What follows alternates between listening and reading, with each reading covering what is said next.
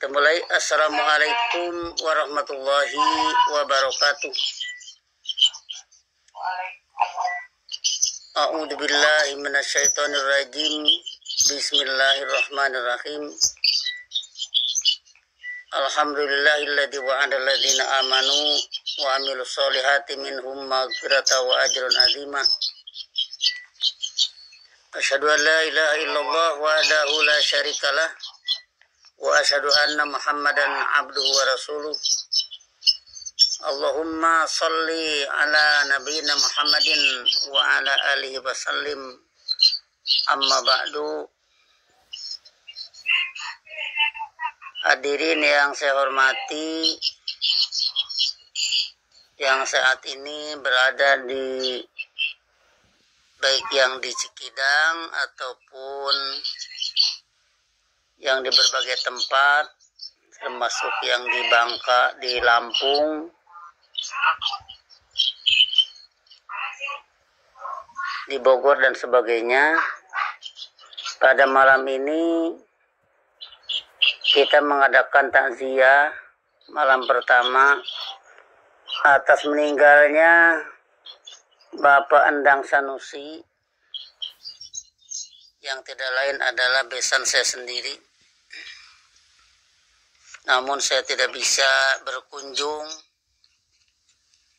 ke Sukabumi oleh karena tidak bisa meninggalkan ibunya di rumah.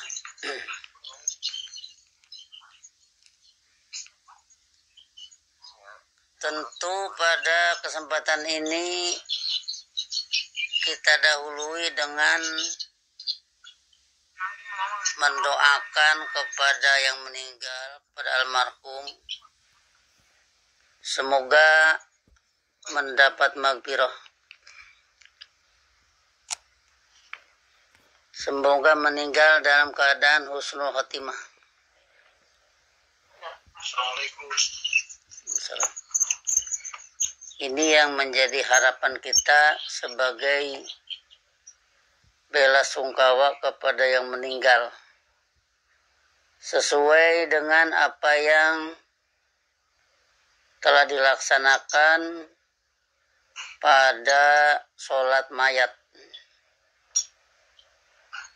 Yang terhadap ini oleh karena saya sendiri jauh, hanya bisa melaksanakan sholat gaib di tempat saya di sini.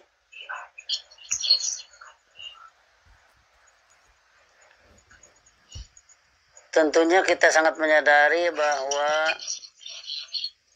pada sholat mayat, terutama pada takbir keempat, kalau takbir ketiga khusus kepada yang meninggal, kalau takbir keempat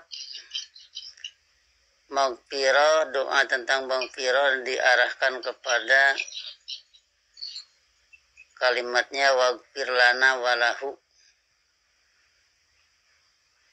Lananya kepada kami yang masih hidup, lahunya kepada yang meninggal.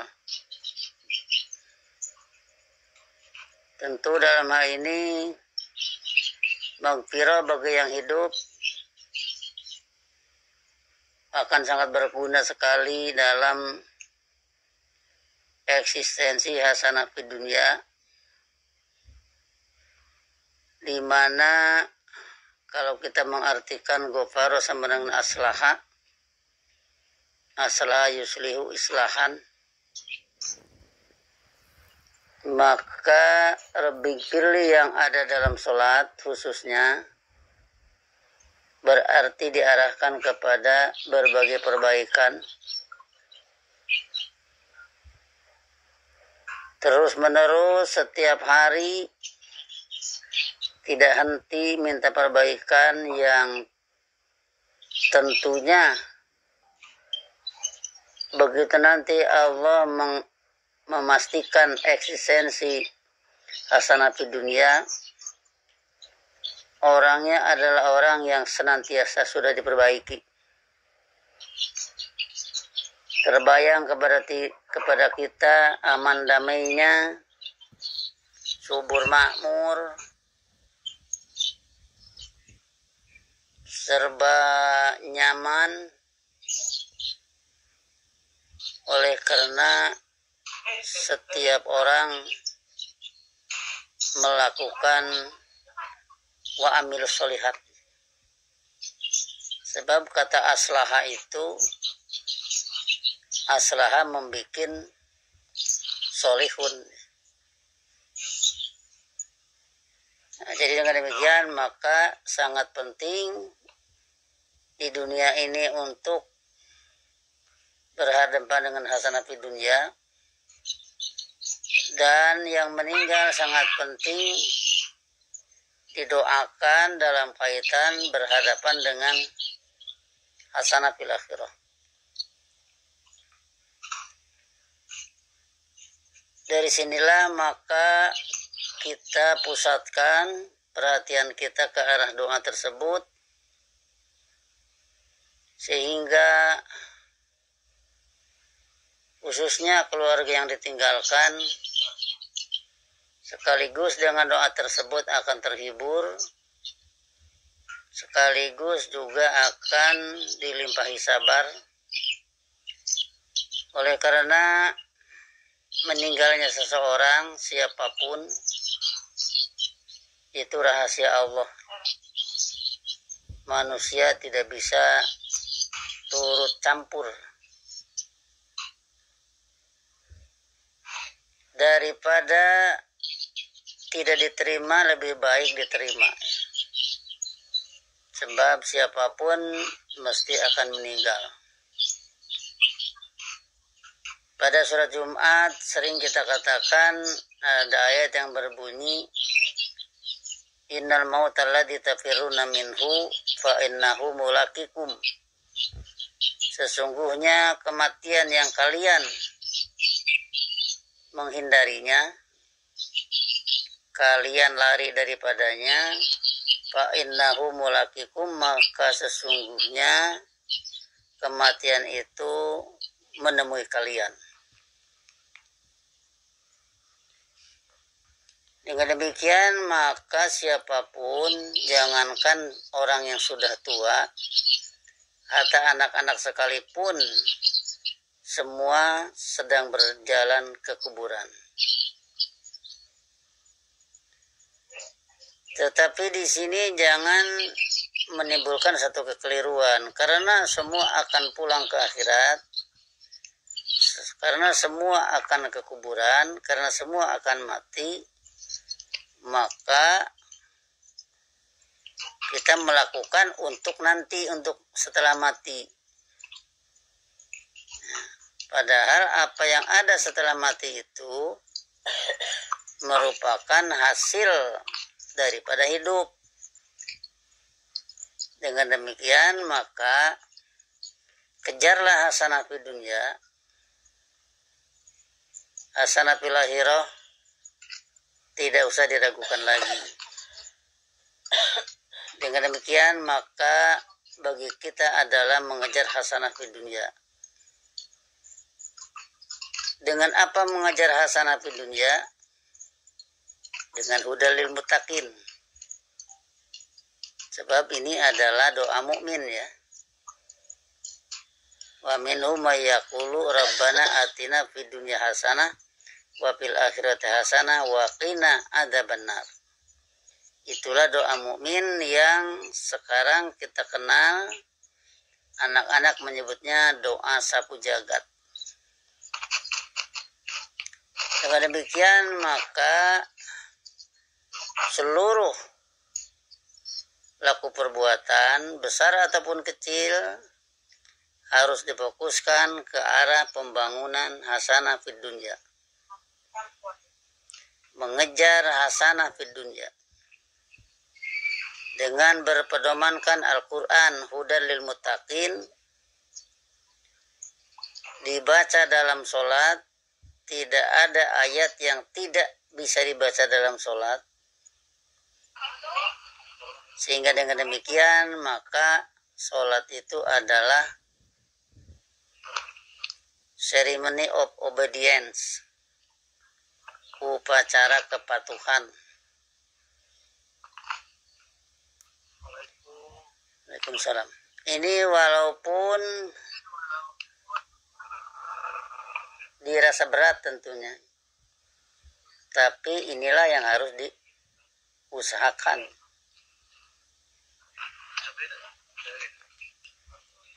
Kalau kita melihat umumnya manusia, baiknya di sana matikan semua ya, supaya jangan mengganggu. Semua dimatikan aja. Kalau kita melihat umumnya manusia, surat Rum, surat 30 ayat 42 menyatakan, Qul siru fil ardi. Tegaskan oleh Anda, telusurilah oleh kalian kenyataan sejarah di permukaan bumi ini. Panduru, maka lihatlah oleh kalian, kaifakana akibatul ladzina min qablu, bagaimana akibatnya orang-orang yang dahulu. Kana aktsaruhum musyrikin, kebanyakan mereka adalah musyrik. Masal mereka adalah musyrik. Kita sudah mempelajari syirkun, artinya keikutsertaan. Amlahum syirkun pesamawati, itulah pertanyaan yang mesti dilontarkan kepada syuraka. Qul ara'aytum syuraka'akumul ladzina tad'una min dunillah. Tanyakan oleh kalian, apakah kalian melihat secara ilmiah pentolan-pentolan kalian yang kalian berharap hidup kepada mereka selain Allah dengan penurunan ajaran Rasul-Rasulnya. Aruni madza khalaqu minal ardi, perlihatkanlah kepadaku apa yang mereka ciptakan dari bumi ini. Amlahum syirkun fis samawati, ataukah mereka ada keikutsertaan dalam semesta angkasa. Jadi sampai di sini kata-kata syirkun itu keikutsertaan. Dialognya mudah. Hatta kepada anak kecil kita bisa bertanya, apakah ada selain Allah yang turut serta mencipta matahari? Adakah selain Allah yang turut serta mencipta bumi ini? Apakah selain Allah ada yang turut serta mencipta manusia? Ini sangat mudah dijawab. Jawabnya tidak ada. Jawabnya yang sangat mudah. Tidak ada. Logika yang sangat mudah. Nah, kemudian kalau dalam alam semesta tidak ada, kenapa dalam penciptaan budaya kok ada yang turut serta? Yang turut serta ini syarikun, jamaknya syuraka. Jadi kalau tadi surat Rum ayat 42, kana aktsaru musyrikun itu sama dengan yang mengikutsertakan.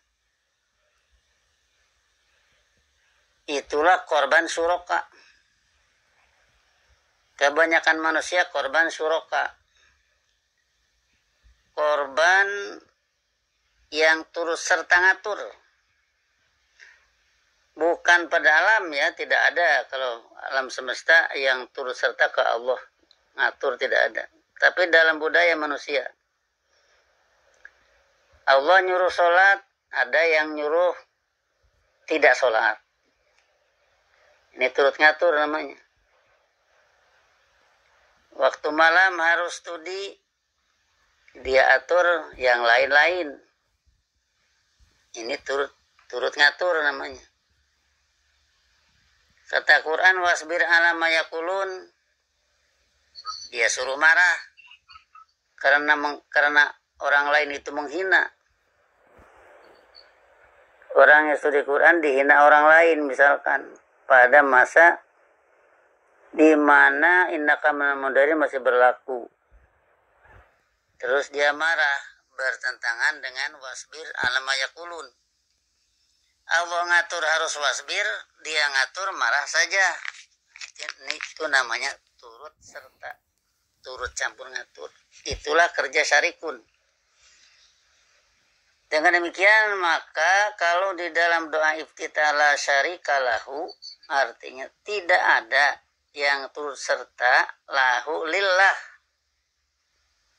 Bagi Allah itu sebenarnya tidak ada yang turut serta. Maka dari itu jangan sampai ada yang turut serta. Itulah la syarika lahu. Begitu nanti masuk ke Al-Fatihah, pertama mengukuhkan bismillah.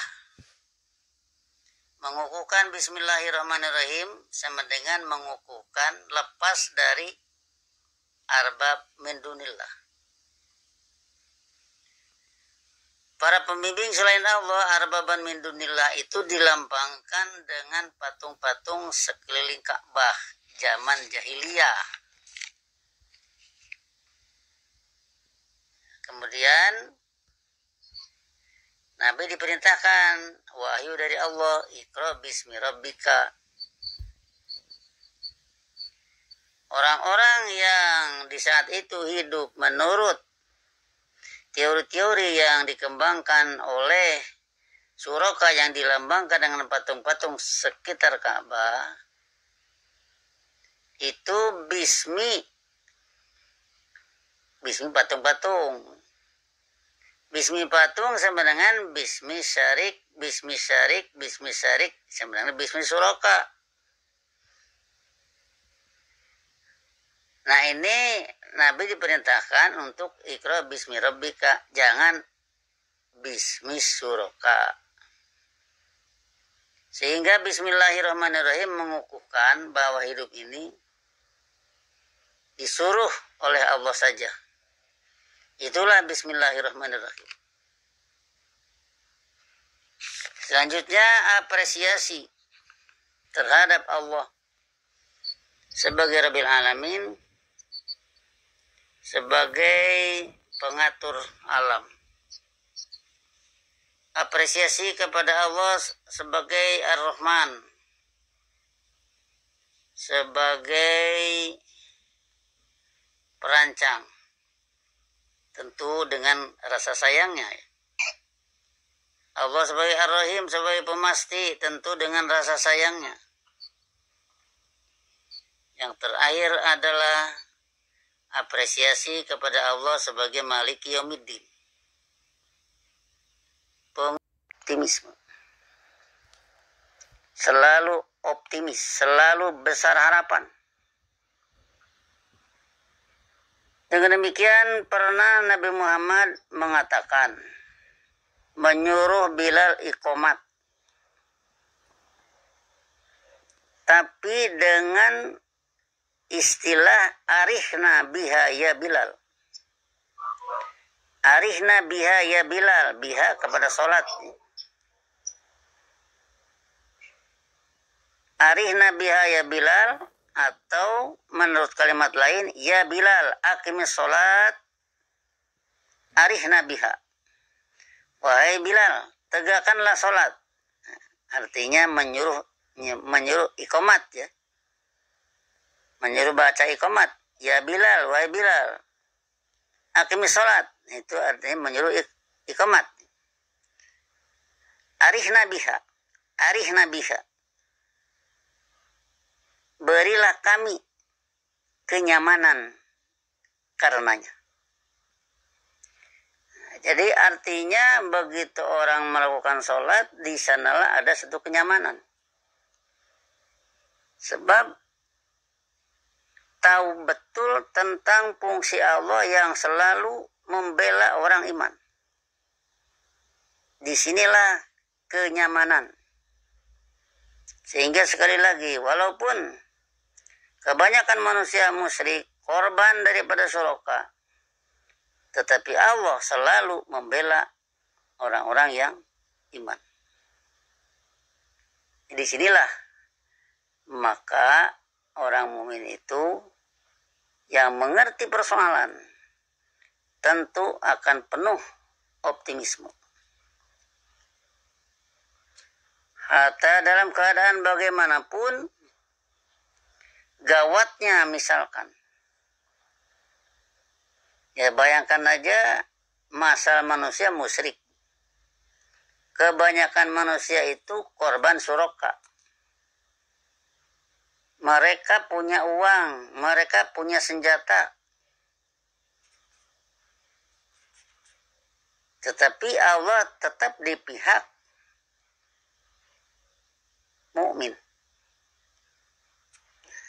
Disinilah maka perlu kita dalami betul bahwa yang menginginkan hasanah di dunia selalu optimis.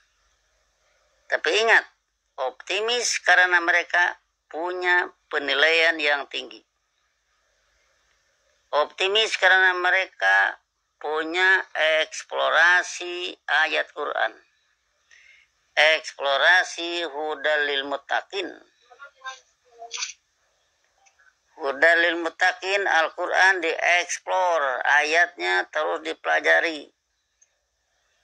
Dipelajari bentuk katanya, dipelajari kalimatnya, dipelajari kandungan makna, sehingga dengan demikian melahirkan apa yang diistilahkan dalam surat Mujamil, inna sanulqi alaika qaulan sakila. Sesungguhnya kami akan melontarkan kepada Anda qaulan sakilan, omongan ilmiah yang berbobot hebat. Omongan ilmiah yang bisa menyelesaikan persoalan. Omongan ilmiah yang bisa memerdekakan manusia. Jadi kalau kita tahu Undang-Undang Dasar 45, kemerdekaan adalah hak segala bangsa. Oleh karena itu penjajahan di atas dunia harus dihapuskan. Nah, ini adalah satu pernyataan yang luar biasa dilihat dari segi pandangan hudal lil muttaqin. Oleh karena ini mengandung satu keinginan mulia dari nenek moyang kita yang telah menulis dan menelurkan mukadimah Undang-Undang Dasar. Sehingga dengan demikian maka hakikat kemerdekaan yang budunani la yusyrikuna bi syai'an pada surat Nur 55. Hakikat kemerdekaan adalah hidup mengabdi menurut ajaranku, dalam arti tidak mengikut sertakan suatu kebijakan pun dengan kebijakanku. Itulah hakikat kemerdekaan. Kalau orang disuruh oleh Allah, itu bukan dijajah. Disuruh oleh Allah meneliti Quran. Akibatnya dia cerdas. Itu bukan dijajah. Itu sebenarnya diberi keuntungan. Disuruh mengabdi menurut kebijakan Allah. Akhirnya diberi hasanah di dunia. Itu bukan dijajah. Tetapi kalau selain itu,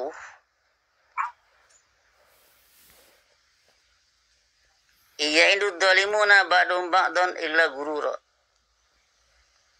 Tidaklah pelaku dulumat menjanjikan sebagian mereka kepada bagian yang lain kecuali tipu daya belaka. Jadi janji-janji manis daripada musuh Allah yaitu syayatin itu adalah tipu daya belaka. Kita sudah mempelajari surat Ibrahim 22. Wa qala syaitanu lamma qudil amru mengaku ya, innallaha wa'adakum wa'dal haqqi. Setan menyatakan ketika perintah untuk hidup dengan ajaran Allah menurut Rasul telah dilaksanakan. Bagaimana pernyataannya? Innallaha wa'adakum wa'dal haqqi. Sesungguhnya Allah telah menjanjikan kepada kalian janji yang objektif ilmiah, wa wa'antukum, sebaliknya aku telah menjanjikan pada kalian fa akhlaftukum, yang selanjutnya aku menyalahi janji pada kalian. Disinilah pengakuan setan kalau kudial amru, perintah untuk hidup dengan ajaran Allah menurut Rasul telah dilaksanakan. Jadi dengan demikian sekali lagi dengan melihat penilaian Al-Quran tentang kehidupan manusia, karena aksarum musyrikin, masal mereka korban suroka, mereka menjadi musyrikun, korban dari suroka. Tetapi Allah selalu menyelamatkan peradaban ini dengan jalan mengutus Rasul. Kemudian setelah Nabi Muhammad meninggal sebagai Rasul terakhir, kita mengenal Muhammad Dzulqarnain, Muhammad penguasa 2 kurun. Kurun pertama sudah terlaksana, sudah tercapai hasanah fi dunia, tinggal menunggu kurun kedua. Nah, jadi disinilah sekali lagi dihadapi secara optimis. Selalu besar harapan, tidak pernah putus asa. Dengan demikian maka dalam peristiwa ini almarhum sudah meninggal dunia Bapak Endang Sanusi, maka khususnya keluarga yang ditinggalkan, anak-anaknya, semoga tetap tabah dan teguh dengan apa yang disampaikan tadi, bahwa walaupun kebanyakan manusia musyrik, tetapi Allah selalu berpihak kepada mukmin. Maka dari itu upayakan menjadi mukmin, menjadi orang yang berpandangan dan bersikap hidup dengan ajaran Allah menurut sunnah Rasul. Ini yang perlu kita tegaskan kepada diri kita. Jangan sampai terbawa arus dalam hidup ini. Apa kata surat Al-Imran 190-an? La yagurrannaka taqallubul ladzina kafaru fil bilad. Jangan sekali-kali kegiatan mereka yang bersikap negatif memperdaya Anda. Kegiatan mereka yang bersikap negatif di seantero negeri jangan memperdaya Anda. Jangan sekali-kali memperdaya Anda. Masalahnya apa? Mata'un qalil. Kalaupun berhasil, kesenangannya sedikit. Summa ma'wahum jahannam, selanjutnya tempat tinggal mereka adalah jahannam. Bagi orang yang meninggal dunia, dilihat dari orang yang hidup, sudah kelihatan kan? Meninggal dunia, tidak ada yang dibawa. Punya triliunan dolar, meninggal dunia, tidak dibawa. Saya pernah melihat satu foto yang tentang Raja Namrud yang tentunya sudah menjadi tulang belulang, berhiaskan perhiasan emas intan intan berlian, tapi yang dihiasnya itu tengkorak. Jadi bukan manis tapi malah ngeri kelihatan. Nah, jadi disinilah maka karena siapapun pasti meninggal dunia, pasti menuju ke akhirat, maka dari itu persiapkanlah pulang ke akhirat. Tapi jangan keliru. Mempersiapkan pulang ke akhirat itu adalah membangun hasanah di dunia. Membangun kecerdasan, membangun kemakmuran, membangun keterampilan, membangun keadilan. Yang untuk itu kita katakan berkali-kali diperlukan kecakapan, perlu boga kabisa kalau istilah orang Sunda, perlu boga kabisa dalam mewujudkan keadilan, perlu kecakapan dalam mewujudkan kemakmuran, perlu kecakapan dalam mewujudkan kecerdasan. Kalau kita berbicara tentang haji, walillahi 'alan nasi hijjul bait man istata'a ilaihi sabila. Allah mewajibkan haji kepada manusia siapa yang bisa menjalankannya. Kita katakan tidak ada orang yang tidak terlibat dalam haji ini. Walaupun dia tidak bisa pergi ke sana oleh satu dan lain hal.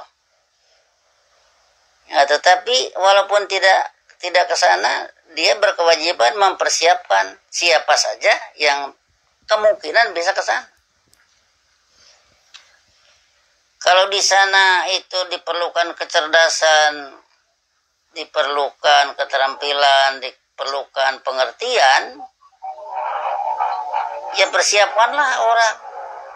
Walaupun dia tidak berangkat ke sana, biar orang lain yang dia persiapkan sehingga begitu berangkat ke sana sudah siap. Jadi tidak ada yang tidak terlibat dalam urusan haji ini. Saya tidak bisa berangkat ke sana. Persiapkanlah anak-anak saya untuk bisa melakukan haji, bisa menyambut, bisa mengerti labaik. Apa arti labaik? Aku sambut panggilanmu dan dengan setia siap menerima perintahmu. Berarti orang sudah siap kan? Itu ucapan di dalam tawaf, labbaik. Nah, jadi kalau misalkan seseorang kita persiapkan, yang mempersiapkan sendiri tidak pergi ke sana, enggak masalah. Yang penting ada orang lain yang siap. Maka yang tidak ke sana pun berarti tetap terlibat dalam mempersiapkan kawannya atau generasi penerusnya untuk bisa menyambut panggilan Allah dan siap dengan setia, siap melaksanakan perintahmu, siap menerima perintah. Nah, jadi disinilah maka sekali lagi selalu hadapi hidup ini dengan optimis. Kalau kita sudah masuk ke Al-Fatihah, apalagi Al-Fatihah dalam sholat, selalu optimis dengan iyyaka na'budu. Allah selalu berfungsi menyelamatkan mukmin. Iyyaka na'budu, hanya menurut ajaran Anda kami hidup mengabdi. Anda itu selalu menjadi penyelamat mukmin. Kami hidup mengabdi hanya menurut ajaran Anda. Berarti fungsi Anda bisa berlaku bagi kami. Kemudian pada iyyaka nasta'in kita ambil arti as-somad ya. Suatu waktu Nabi Muhammad ditanya, wa mas somad? Allahu somad maksudnya. Wa mas somad? Nabi menjawab, alladzi yasmadu ilaihil khalqu fil hawaij. As-somad adalah yang menuju kepadanya makhluk dalam kebutuhan. Al-khalqu itu makhluk. Makhluk selalu kepadanya fil hawaij dalam kebutuhan. Jadi berarti seluruhnya arahnya ke Allah. Mukmin jelas butuh ke Allah. Merasa perlu ke Allah. Jangankan mukmin, kafir pun juga perlu ke Allah.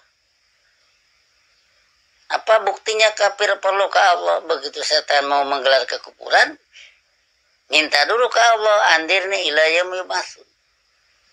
Sebab kalau Allah tidak mengizinkan, kekufuran tidak akan jadi. Nah, jadi jangankan mukmin, kafir pun perlu ke Allah. Maka dalam hal ini begitu iyyaka nasta'in, karena pada Malik Yaumiddin segala tergantung kepada Allah. Alam semesta tergantung kepada Allah, budaya manusia tergantung kepada Allah. Orang kafir pun tetap di bawah aturan Allah. Ya kalau Allah masukkan kenar berarti Allah yang ngatur kan. Pada surat Ibrahim 27 kan dinyatakan, yusabbitullahu alladziina amanu bil qauli tsabit bil hayati dunya wa fil akhirah. Allah mengukuhkan orang yang beriman dengan ucapan yang kukuh, ucapan yang kuat. Apa qaulu tsabit? Qaulu tsabit ulama mengatakan la ilaha illallah, la ilaha illallah lah yang mengukuhkan alladzina amanu. Terus wa yudillullahu dzalimin, Allah juga yang membikin kesasar dulu mah. Wa yaf'alullahu ma yasha, yaitu Allah berbuat apa yang Dia kehendaki. Jadi dengan demikian maka pada pola pikir orang mukmin selalu Allah yang pegang peran. Dengan demikian maka kalau orang yang meninggal itu jelas sekali, begitu orang meninggal maka dia tinggalkan segalanya. Dia tinggalkan segala menuju kemana? Menuju ke ahkamul hakimin. Hakim yang paling bijak. Menuju ke ahkamul hakimin. Menuju ke hakim yang paling bijak. Apa yang dia bawa? Kalaupun dia bisa membawa sedikitnya uang 100.000, mau beli apa di sana? Nah, jadi seluruhnya ditinggalkan. Maka dari itu, bagi kita yang masih hidup, bagi anak-anaknya, bagi keluarganya yang masih hidup, kejarlah upaya pembangunan hasanah fid dunya. Sekecil apapun, membangun hasanah fid dunya, maka akan ketemu di akhirat nanti. Apalagi kalau banyak. Dengan demikian maka tidak boleh orang yang sadar akan pulang ke akhirat tidak serius membangun hasanah fid dunya. Bangunlah pendidikan setinggi-tingginya untuk memahami ayat Quran, untuk hidup dengan hudalil muttaqin. Biayailah pendidikan yang sebanyak-banyaknya, sekuat-kuatnya dalam membina keterampilan. Kenapa perlu membina keterampilan? Sebab walau anna ahlal qura amanu wattaqau la fatahna alaihim barakatin minas sama'i wal ard. Seandainya penduduk satu negeri beriman dan bertakwa, berpandangan bersikap hidup dengan ajaran Allah menurut Rasul, serta berpatuh menurut ajarannya, la fatahna alaihim, niscaya kami bukakan atas mereka barokatin, kemakmuran, minas sama wal ard, yang bersumber dari semesta angkasa dan bumi ini. Kami bukakan kemakmuran tidak berarti padi datang ke rumah. Kami bukakan kemakmuran tidak berarti jagung datang ke rumah. Nah, jadi kami bukakan kemakmuran karena mereka orangnya terampil-terampil. Orang mukmin itu terampil. Dengan keterampilan mereka bertani, Allah yang menumbuhkan, Allah yang memberi buah, dipanen, jadilah makmur. Jadi tidak berarti Allah membuka kemakmuran dari semesta angkasa dan bumi ini, kemudian jagung tanpa orang mukmin tanam tumbuh sendiri misalkan, terus datang sendiri ke rumah, tidak seperti itu. Jadi dengan demikian, maka jangan sampai kalah oleh yang tidak hidup dengan Quran dan Sunnah Rasul dalam memakmurkan, dalam membangun kehidupan di dunia ini, yaitu hasanah di dunia, membangun kepatuhan. Kalau kita membangun masjid, itu membangun kepatuhan. Bukan membangun kemewahan masjid yang jadi kebanggaan. Sehingga yang melihat pada senang karena bangunannya bagus. Gak harus khusyuk. Bangunannya harus bagus, tapi orang-orangnya harus paham qiraatul imam, qiraatul makmum. Ini mungkin kayaknya yang kurang diperhatikan. Di mana-mana kita melihat masjid hebat-hebat zaman sekarang ini. Syukur dengan kehebatan itu. Tapi lebih syukur lagi kalau pendidikan mereka yang melakukan sholat paham dengan bacaan sholatnya. Itu yang lebih syukur lagi. Bahkan nanti kalau bangunannya bagus, tapi ternyata bacaan imam ke utara, perhatian makmum ke selatan. Itu berarti dalam bangunan bagus tersebut terdapat satu budaya yang morat-marit. Dengan demikian maka bangunannya indah, bangunannya rapi, tapi pendidikannya juga kuat. Bagaimana kuatnya pendidikan? Kuatnya pendidikan, ya kajilah Quran. Tentunya di sini kita perlu bekerja sama dalam yasiru wala tu'assiru. Permudahlah, jangan kalian persulit. Sehingga pada zaman sekarang ya boleh dikatakan perlu kita bersyukur ya. Saya ada di Lampung, keluarga meninggal di Cikidang, Sukabumi. Kalau zaman dulu mungkin sebelum ada aplikasi seperti yang kita punya sekarang ini, mustahil saya bisa ngomong di sini kedengaran di Sukabumi.